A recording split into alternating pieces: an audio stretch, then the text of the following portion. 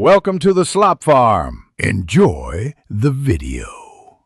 You begin by preparing both devices.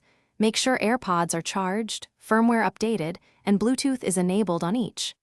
Open the case next to device and follow the pairing prompt. Tap Connect.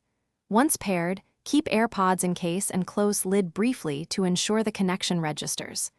Now, on device A, go to Bluetooth settings and confirm AirPods listed as connected. This initial pairing creates the primary link. Make sure it's stable before moving to the second device.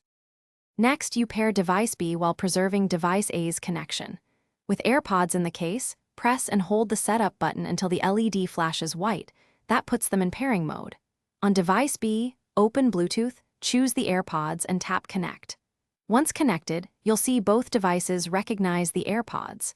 Make sure device A remains nearby. Many AirPods support seamless switching based on which device plays audio. If device A disconnects, press play on it to force a switch back. To finish, test how switching works.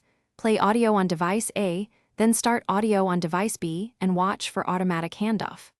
Once done, make sure both devices show the AirPods as an output option. Manually select them if auto switch doesn't occur.